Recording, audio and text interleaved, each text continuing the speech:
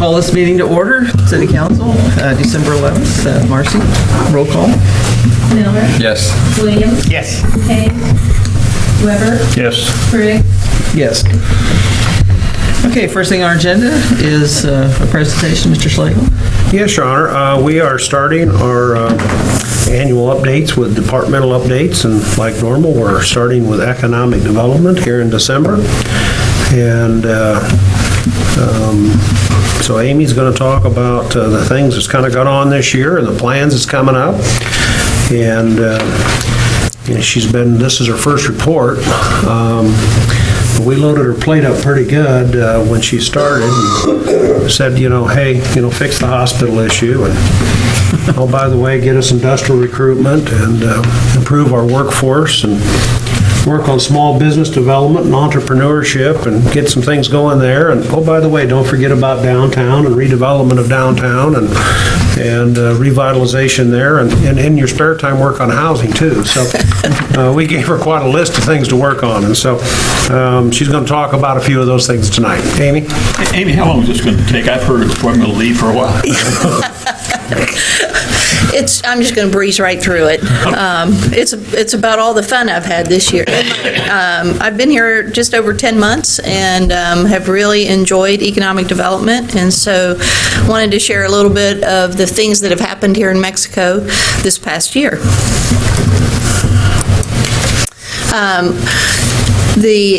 For new construction, we had two new things, and we'll go through these in detail on the next slides. We had three business expansions, a renovation at Walmart, and we had transitions. Miller Warehouse sold, and the City Missouri Technology Center and the university sold to Tiger Soy. We had one business closing, Soft Surroundings, of a major employer. And we had, the good news is we had 23 new business licenses, and we'll show you those. We had 21 new single housing permits issued this year. There were 26 in 2022. We did break a record on the 2023 residential permits. So these are not new houses, but the permits that we issued. The construction value of $11,569,000 on 1,201 permits. We also had 80 commercial permit constructions with a value of $6,555,000. Some of the new single-family homes that were constructed this year, you can see that we had homes of various sizes. I didn't put all of them up here, just some examples so that you can see that we did have new building going on here in Mexico. The AAIM data center is not on the beaten path. It is on Vandiver Drive, so most of you haven't seen it, so I went and took a picture of it so you could see what it looks like. It's just a small metal building with a lot of computers in it, and so they are doing high-performance computing out of that data center, and so that's one of our new buildings. It was a $1.2 million building and equipment cost. The First State Community Bank built their new building. It was a $1.7 million investment, and shortly after that, we did the ribbon cutting for the Abacus Logistics, and they had a 55,000 square foot addition, a $3.1 million investment. And I took some pictures of the inside of that building and the expansion on the outside. And then their employees are down there where they are giving back to the community, and they are doing a trash pickup. I also wanted to share with you a little bit about what I learned that they do at Abacus Logistics. They do custom kitting, and they make first aid kits and the Aero Garden. They put those together, and they do some light manufacturing of the Aero Garden kits as well. Another expansion project we had was Zenith Aircraft. They did a 10,000 square foot expansion. You can see where the red arrow is over here. That is where the expansion is on their building.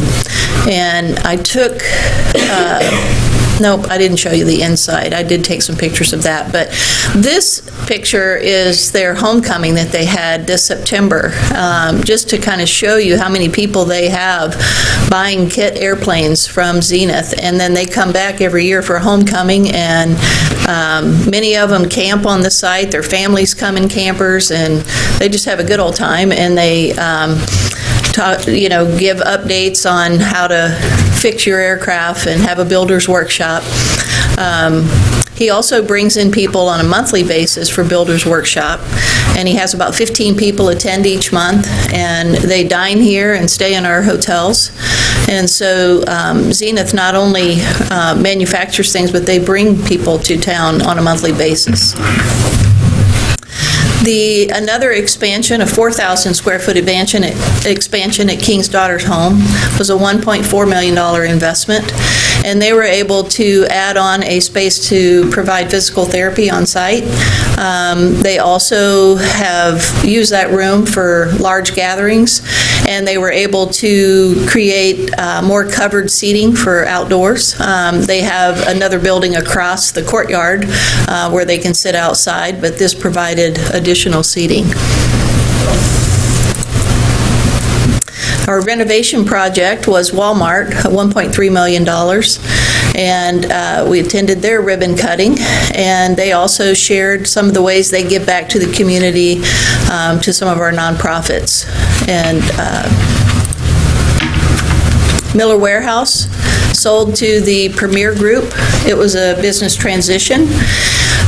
Inside that building, Spartan Light Metals had been leasing space from them and continue to do so.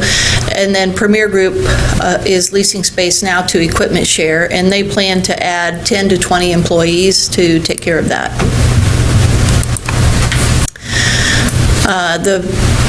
At the beginning of 2023, we sold the Missouri Plant Science Center and closed that transaction.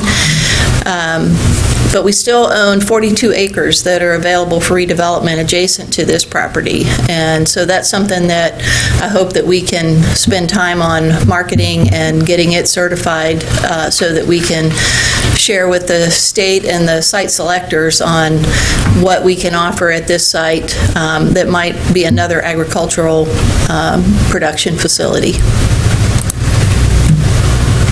Our 2023 business closing, soft surrounding, they closed on September 30th, filed bankruptcy, and then Bruce and I met with the building owner.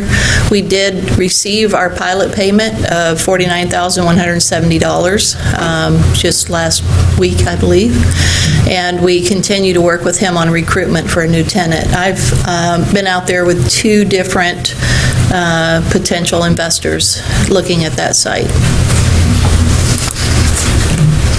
These are some of our new businesses that opened this year.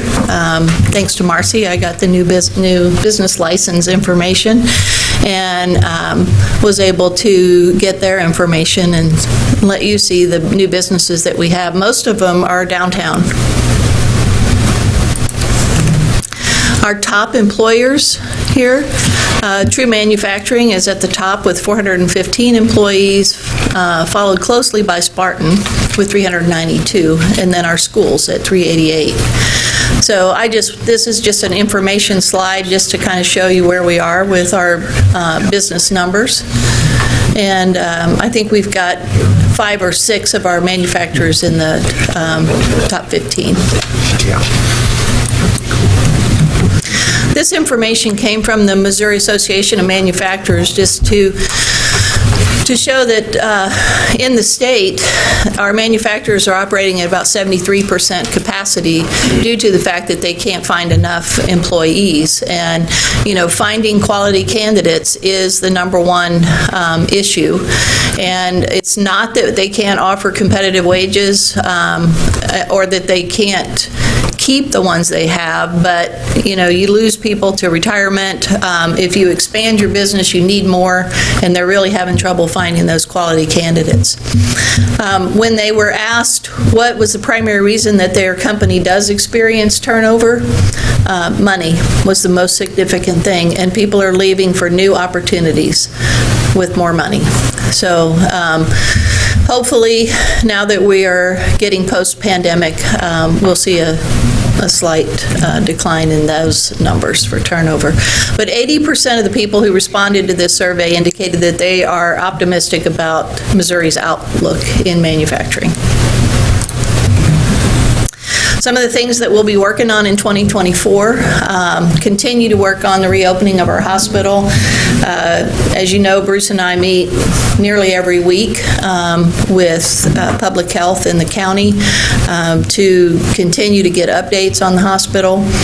And we are waiting to hear how the bankruptcy reorganization goes and what the plans are for once that gets settled.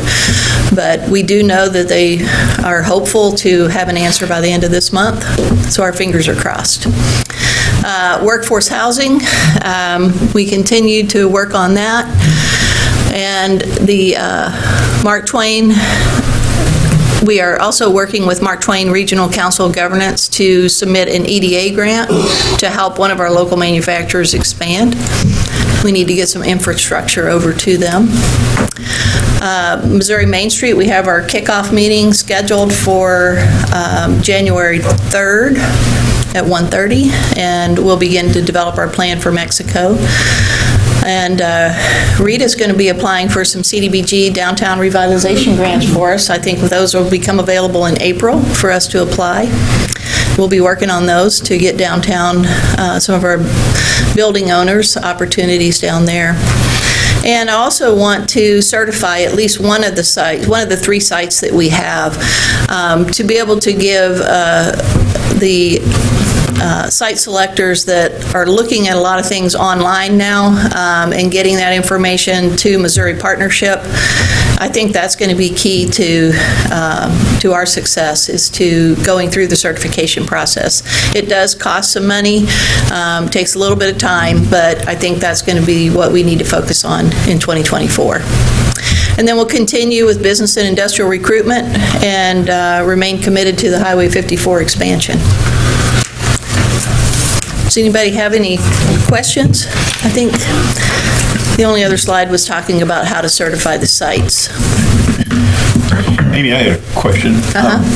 Since the last presentation we made, we have a friend in Columbia who was with Boone Hospital and with University Hospital in administration and relatively high level, and happened to have dinner with her and her husband the other night, and somebody was asking about reopening hospitals, and she said it's very rare that when one closes, it reopens. Are you optimistic, pessimistic? I am. Can you say publicly? I'm optimistic, but I'm usually that way. I'll give you that forewarning. But the team that they have here in Amanda Schertz and Angie Shire and her husband that's taking care of the building, I think they are top-notch. And if anybody can do it, they can. Obviously, we need, Amanda has been to Jeff City talking to the Department of Health and Senior Services to keep them up to date on everything that they're doing and working through the bankruptcy. She's probably beyond the angry side on how long the bankruptcy has taken, because obviously she wanted to have things, at least the outpatient services, open prior to the end of the year. But until they can secure the building and the real estate, they just don't want to sign contracts and get, into commitments when they don't have the building. But I think that's the only thing we're waiting on. The judge for the bankruptcy is going to retire, and so they're hoping that will be some type of a thing to want him to just make a ruling on this. Thank you. I'm hopeful. Amy, when going back to one of the slides, don't go back to it. Yeah. Where you're talking about people who were workers leaving the job, and it was what was it? Opportunity For new money. opportunities and How money. about does housing figure in that any place? It didn't show up on that survey, but what I have found, and at least in the hospital when I worked there, people will drive. They don't seem to be too concerned about driving to work. And I think that our labor study showed that they would drive 20 miles, or 20 minutes maybe. So Up to 40 miles in some cases, we're showing you. I So don't. when it came to opportunities, were they leaving town then to go someplace else? From my perspective, though, I want to have opportunities for them to live here, so Right. that they shop here Right. and pay taxes Pay here. taxes here. You know, that's what we want as a community, and so that's what we're going to push to try and provide housing so that they're available here. And so, you know, we had 21 new houses. You know, I would hope that we can get up to 35 to 40 on an annual basis. As we demolish buildings and create lots that are available, I hope that we can infill, you know, work on those and just continue to do it that way. We don't need to always have a new subdivision, but it'd be Right. nice if we did. Okay. And there's the Christmas picture. Yes, the winners, we won first place in our Christmas float, so I just, it was a lot of fun. Thank you. Thank you. Okay, moving on, approval of minutes. Make a motion to approve the minutes. Second. Miller, Yes. Williams, Yes. Weber, Yes. Briggs, Oh, I'm sorry, yes. Briggs, Okay, the next item coming up, number 5, we have new business. All these are resolutions, and I don't see anything that requires 2 readings, so 1 reading only by title only. First bill is number 2023-82, a resolution authorizing city manager to enter into an agreement with the Mexico Area Chamber of Commerce and the County of Audrain. Mr. Schlegel. Yes, Your Honor, this is our annual agreement renewal. This is an agreement that we have with the Mexico Area Chamber, and this is with Audrain County and Audrain Development Inc., known as Progress Mexico. And this is the 4 of us that we come together and assist in economic development activities for the years. And we've been doing this since 2017. This is, we each contribute $5,000 to help support that.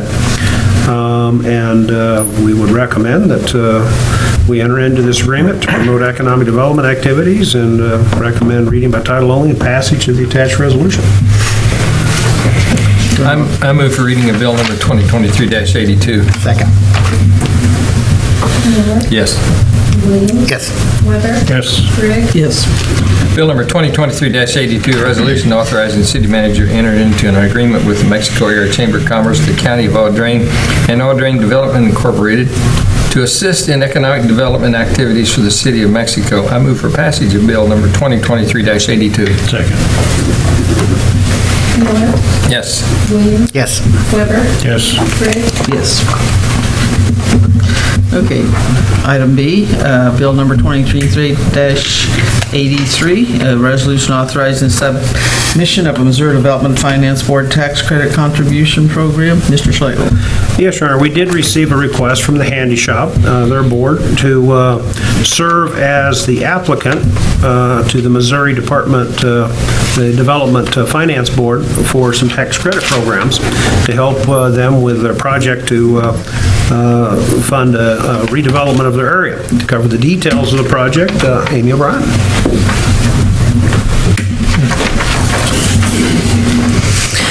Thank you.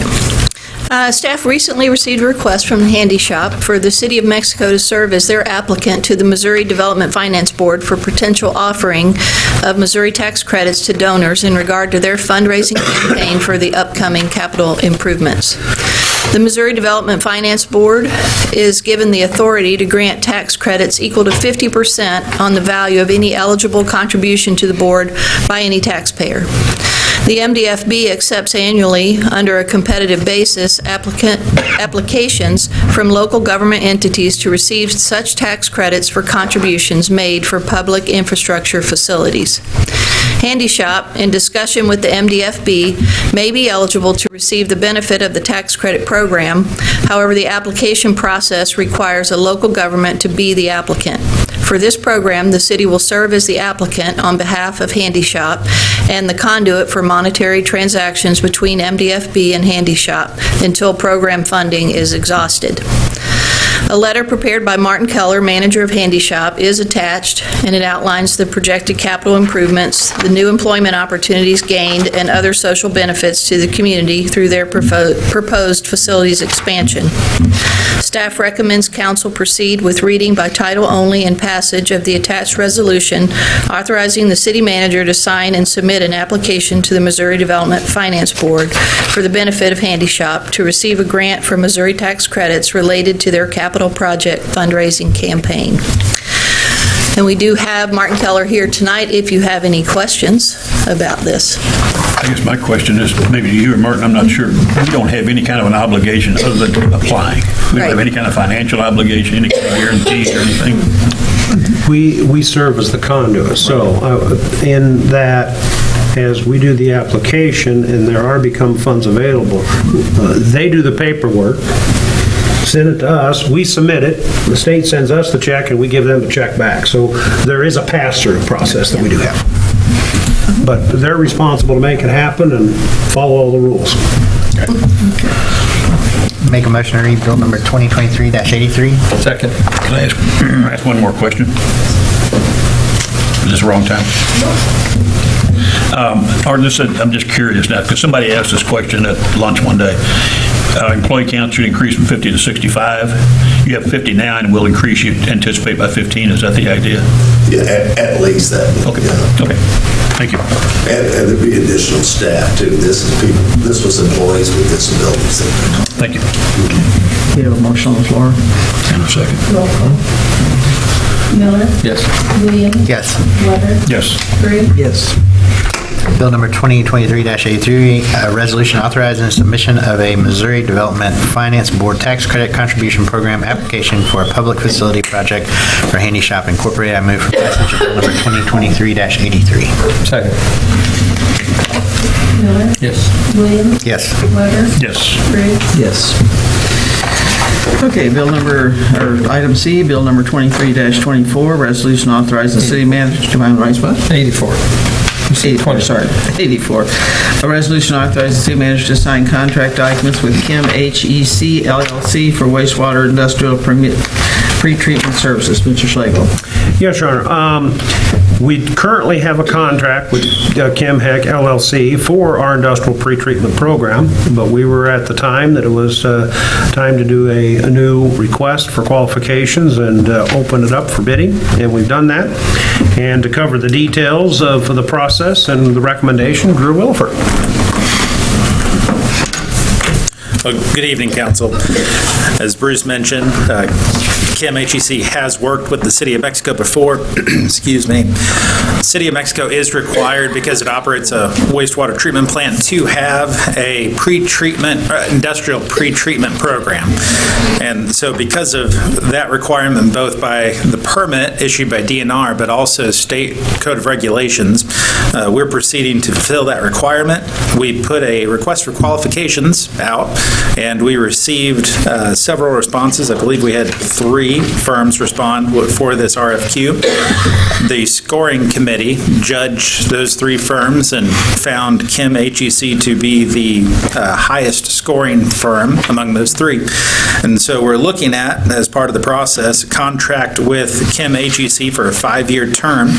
That includes both consulting services, and some examples of that would be compliance checks, help with getting the allocations for each industry sufficiently created so that we don't perhaps tax the discharge to our treatment plant.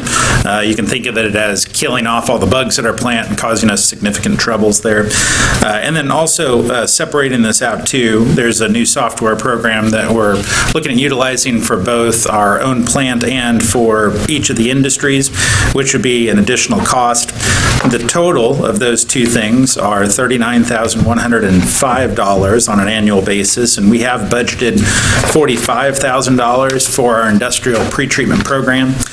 This money is needed to maintain the program itself and make sure the industries that we do have, as well as our treatment plant, all remain in compliance with state regulation and also the DNR permit that we operate under. So we would recommend proceeding with reading by title only and passage of the resolution that would authorize entering into a contract with Kim HEC LLC. If you have any questions, I'll be happy to answer them. What were we paying before? Maximum not to exceed, I believe, of $40,000. No, what were we paying before this contract? What have we been paying them before? Roughly $40,000 a year. We've been paying them $40,000? Yep. Oh. Yep, correct.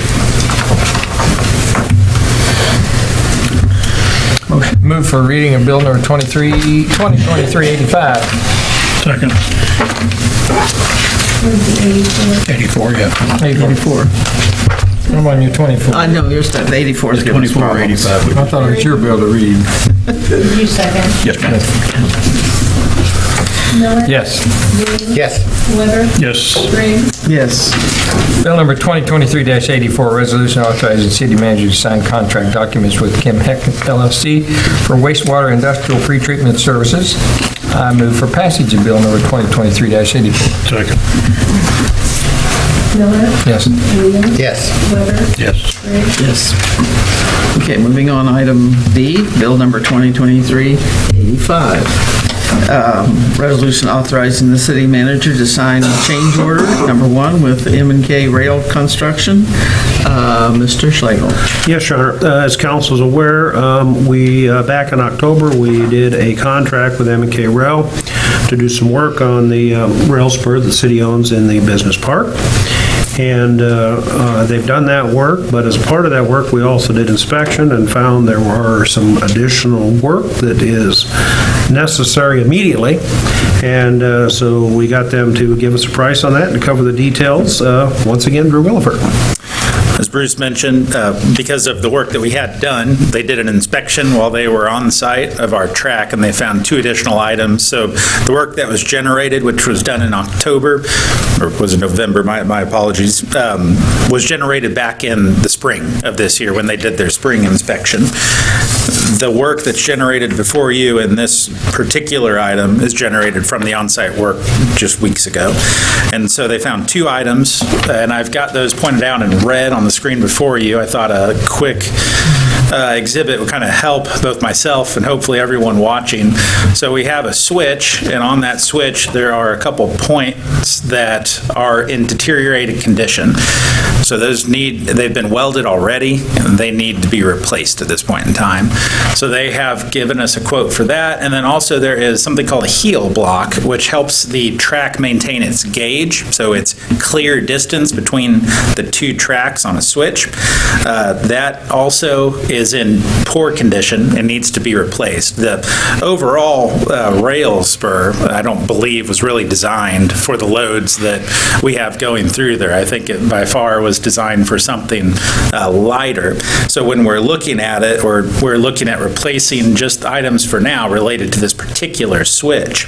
And so for a total on this, we are looking at a cost of an additional $20,305 for those 2 items.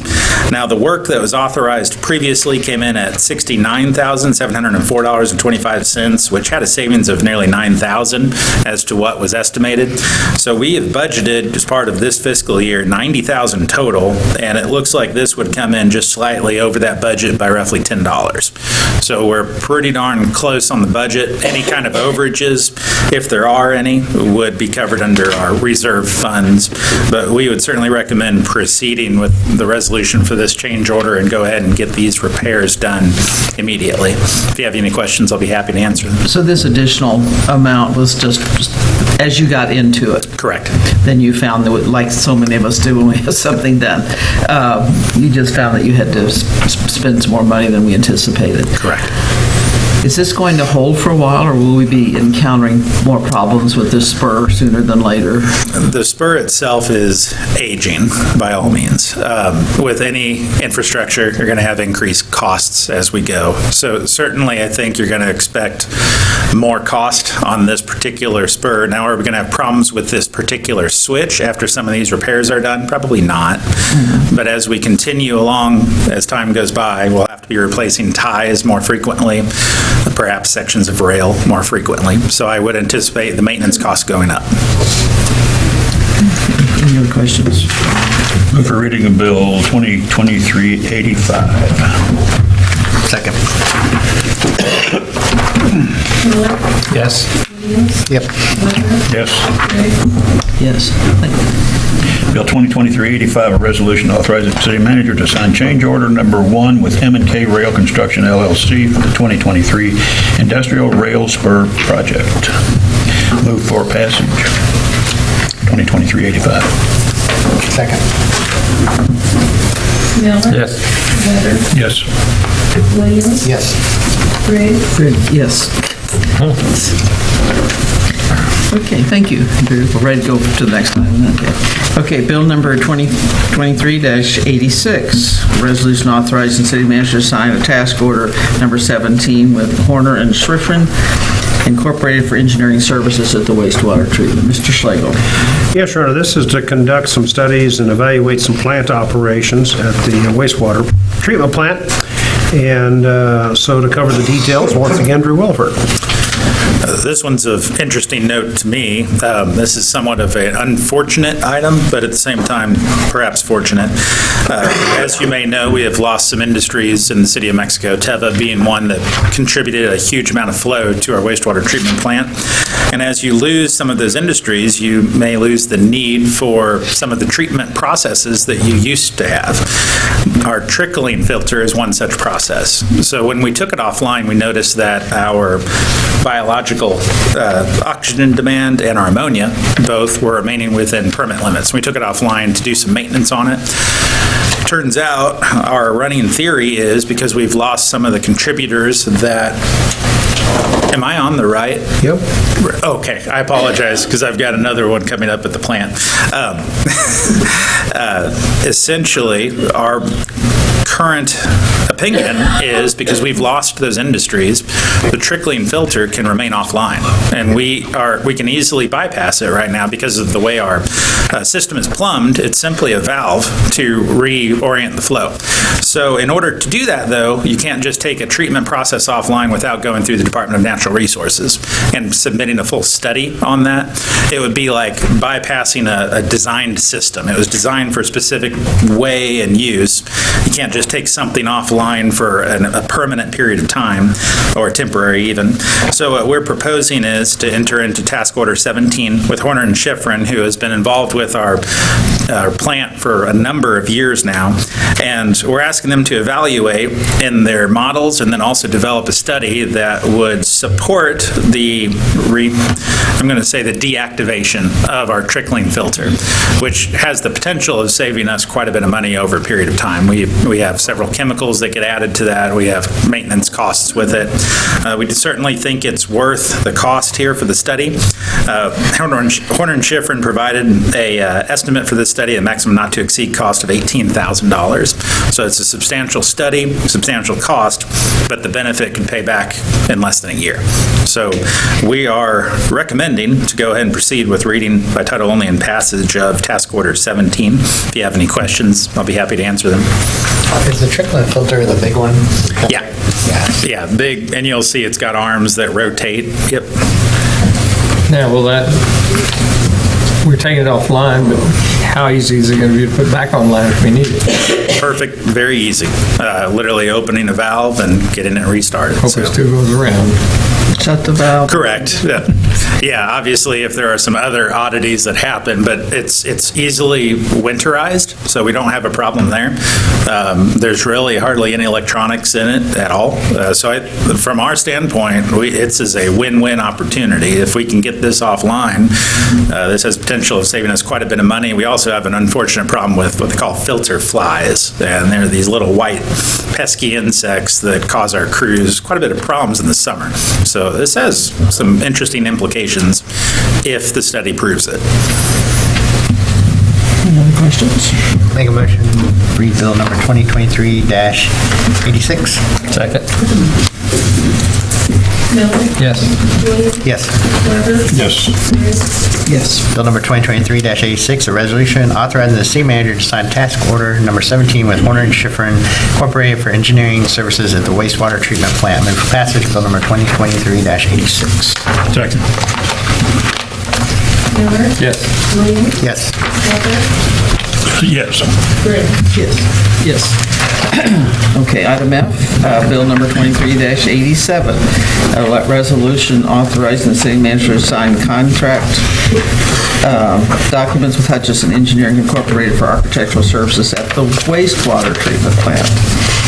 Mr. Slagle. Yes, this is, as we did through budgeting, looked at a new building to replace some of our buildings at this facility.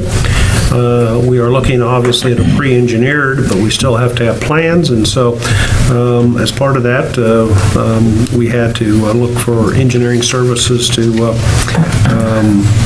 really stamp the plans and provide the permitting and so on. So to cover the details, Drew Wilbur.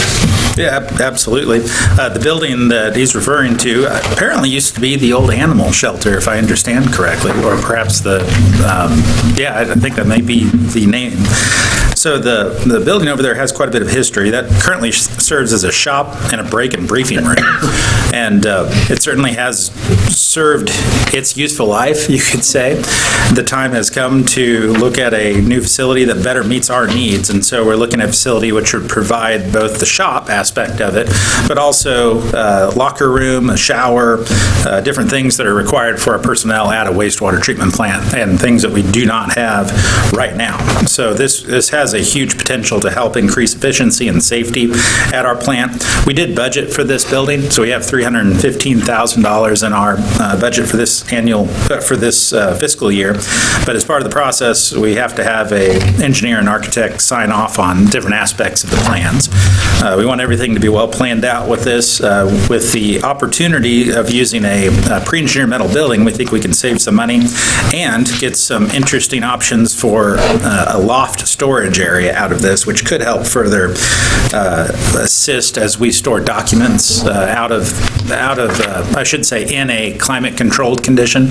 What you have on your screen is sort of the rough area where this will be, and we're proposing to actually demolish the current garage where the jet truck is held, and then that jet truck we pulled into the new portion of the equipment shop that's on the screen, and then this building would connect directly to the lab. There's already a door that's on the lab, so our employees would move in and out with ease there. So we're proposing to move forward with this. We went through a request for qualifications process. We had 4 firms apply, and Hutchison Engineering was the highest scored firm, and they're out of Hannibal, Missouri, firm that we have met with in person, gone out to the plant with. They had no issues with it, with the concept and design. They quoted us an estimate to provide the drawings of $20,000. Given we have the $315 to start with, this would be the first expenditure of the line item, and then the remaining would go towards the building and the construction itself. So we would recommend proceeding with reading by title only and passage. If you have any questions, I'll be happy to answer them.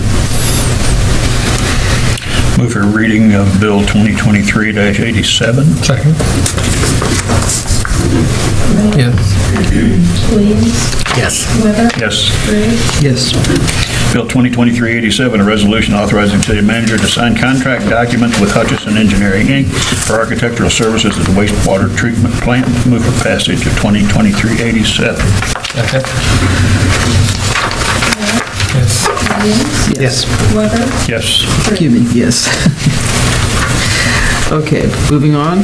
Thank you, Drew. You've been a busy guy tonight. He's not finished. It's not done yet. I mean, It's the One more? Drew Williford Show. We go to staff reports, and he's got more to talk oh, about. I've got staff, I'm sorry, yeah, I turned the page here. So you're the salt spreader guy. Okay. Okay, staff reports, Mr. Slagle. Yes, the first is for the purchase of salt spreader stands for the street department. And to cover the details, once again, Drew. Well, on your screen, I'll start off with this. On the left side is a picture just taken recently of our salt storage, our spreader storage bays. You can see they're hung by chains, and so you back a truck up and then you tilt the bed and you load the spreader. Well, in doing some review of that process, we found it may not be the most safe of all processes when there are other alternatives easily available. So in this fiscal year, we budgeted for the purchase of 5 salt spreader stands. So these stands are what you see on the right, and this makes the concept of loading and unloading and then walking around them quite a bit more safe. It's our judgment this is a drastically improved method to what we had before. So these salt spreader stands, we were able to purchase 2 already, and that was done, it was under $10,000. It was done because the vendor had 2 which were, in essence, canceled orders that fit our trucks. We need to purchase 3 more, though. We budgeted $33,000 for this. We spent about $8,500 on the 2, and then we have 3 now planned for the purchase of $13,272 through a company called Viking Chavez Midwest. And they are a dealer who services the particular spreaders that we have, so somewhat a single source or sole source vendor. So we would recommend proceeding here, and it will purchase 3 salt spreader stands from Viking Chavez Midwest at a cost of $13,272. If you have any questions, I'll be happy to answer them. How do you get those on the truck? You actually drive back up, and then the front of that part, when the bed hits it, so it's on a roller system, when the bed hits it, the bottom stands automatically fold up. And then, so you continue backing up, and then it just rolls right onto the truck. There's actually a video out there I thought about including on this, but if you're interested, you can go to the Viking Chavez dealer's website, pull up a video, it shows a person doing it.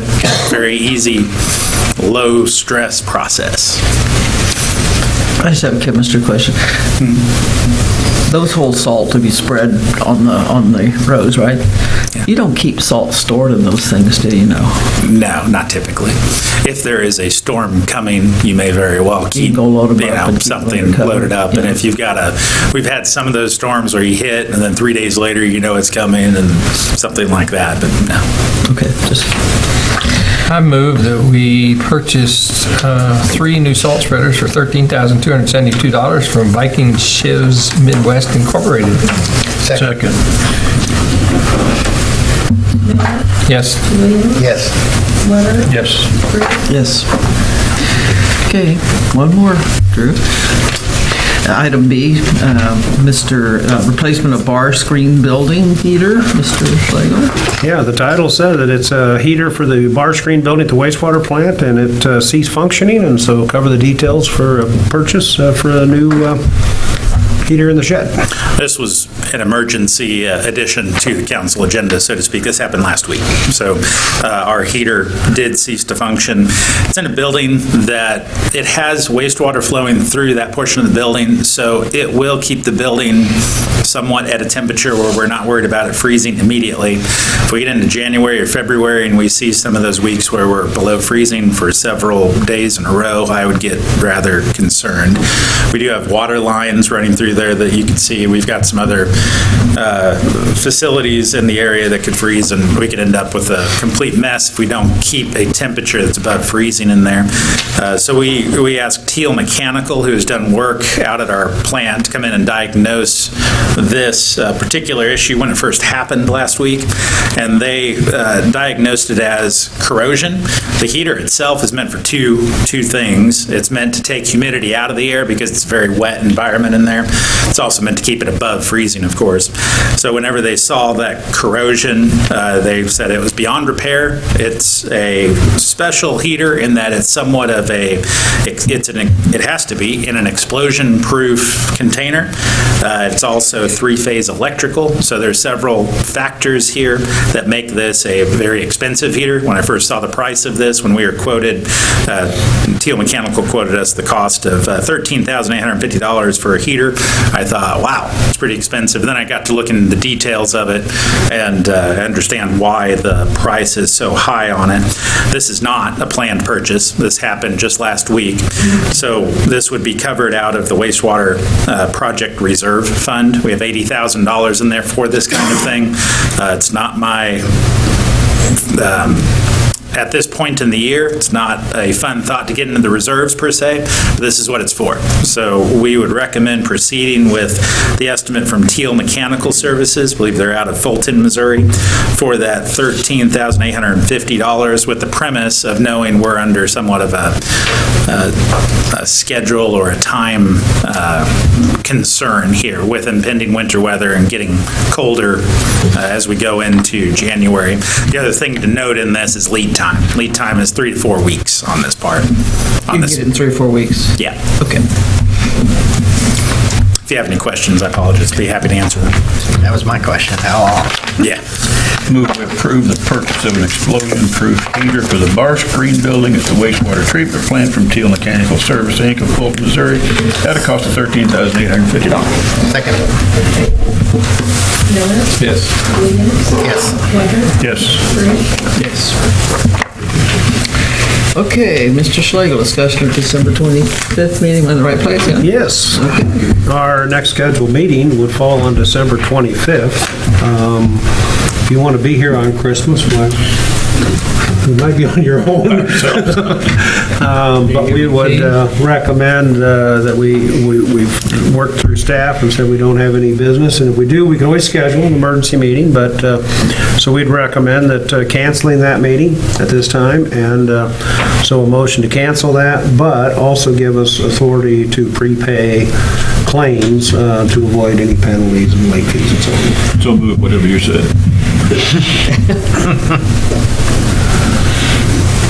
Yes. Second. Miller, Yes. Yes. Williams, Yes. Weber, Yes. Briggs. Yes. Okay, and now, do we need a motion then to pay the claims still? Yep. Okay. Make a motion to pay the bills? Second. Miller, Yes. Williams, Yes. Weber, Yes. Briggs. Yes. Okay, next thing, and I put on here with exclamation point, don't forget Bruce. Sorry. It's time for the council comments. So I'm going to start, I usually start with you all, but I'm going to start, but I just want to wish everyone, since we will not be back now till after the year, but I wish everybody a really safe holiday, a really happy holiday, really healthy holiday, and we'll hope to see you all back in January. Thank you for your presentations tonight. Both of you guys are very good. And congratulations for winning the float trophy. It was fun to be on the float, and it was a very busy float. I wish I could have seen it go by. I was on the back of it. I didn't get to see it go by, but in any case, it was fun. You could have jumped off and run the side. Do what? You could have jumped off and run the side. That's just what I plan to do, but yeah. You don't. Okay, I won't even talk about how I got down that thing. Okay, Amy knows it's kind of embarrassing, but okay. All right, Larry. Unfortunately, I did not go to see Little Mermaid, but I understand it was excellent. They had nice crowds, and so congratulations to Presser for that.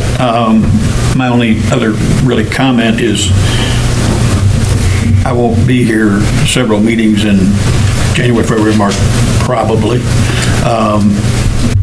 And I've talked to our attorney, and he's got it all squared away. Dave, I did have a question, though. The question is, I have to be seen if we do this Zoom thing? Yeah, phone won't do it. You've got to be actually on a video. Right, but is it seen like there for everybody to see, or is it seen like for Marcy on a computer screen? Like there, Okay, for everyone. Means you got to put at least a top on, all right? Oh, not even think about that. That's all I got on now. What are you talking about? I don't want to talk about that. So, They want to make it as lifelike as possible, as if you were here. just prop me up in a chair. Okay. Okay. And I don't anticipate that it'll happen in the future. I plan to sell the place, but anyway, don't know when that'll happen. So I just want to be sure that people understand that what the deal is. You've explained it to me, so. Okay, Chris. Well, I was in Little Mermaid, and it was exciting. We had a lot of people, over 500 2 nights. That's a big crowd. So it was pretty good from where I sat, but I didn't see much of it. The parade was very, very good. It was a big parade uptown. It may have been rigged that the city won, but anyway. I guess it's okay. No, it was, that's right, you came in second. Anyway, and as Vicki said, hope everybody has a great Christmas time. We're going to enjoy missing the 25th, and I hope you all have a good 25th. That's all for me. Chris, wait. I just want to say that I appreciate everybody that's put in a lot of work in the city, not only for the Mermaid, but the parade and just the decorations of the square. It's all really nice, very festive. I appreciate that. So everybody that was involved in that. I have a couple questions because I've run into this. Potholes, what do they do during the winter? What do we do during the winter in potholes? Usually we can do some things with them. So cold patch usually, depending on the severity and some of those things. But go ahead, Drew. Yeah, we have 2 steps. Step 1 would be the cold patch. We actually buy a higher tier cold patch material that can be used in the winter, no problems. Step 2, we now have that asphalt recycler that we purchased a number of years ago, and it works great. Still can work in the winter on the nicer days. Okay, I haven't seen it in our streets, but the state's got some potholes going on. So I just didn't know if there was a way to fix them, or before I did anything else, I call anybody. I was like, can we fix those? Second question is, so are we on hold on our plan with the hospital, waiting for them to do what they're doing? Right. Through everything we've looked at, through our committee and through the study and everything that was presented, obviously there's a need, and the need itself shows that the numbers do support having a hospital here. Right. And that does fairly well meet with what Ziva's plans are. And from the committee side, we have felt that we needed to wait and see what the bankruptcy does, and hopefully we have an answer soon on that, because we recognize that's probably the quickest way to get services back to the community. If for some reason that doesn't work, then we have to look at other options.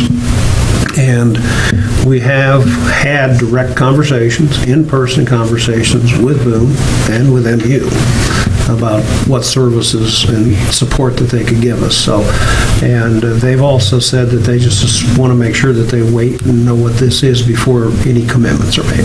So we're continuing talking, and now it's in someone else's hands to determine our fate, I guess, at this point. Okay. And then I'll mention the schools. Got a lot of stuff going on in schools. So you've got the boys basketball team is ranked 6th or 7th in the state right now. Okay. The women's wrestling team won their first tournament ever this last weekend. Was it the last weekend, I think? Saturday.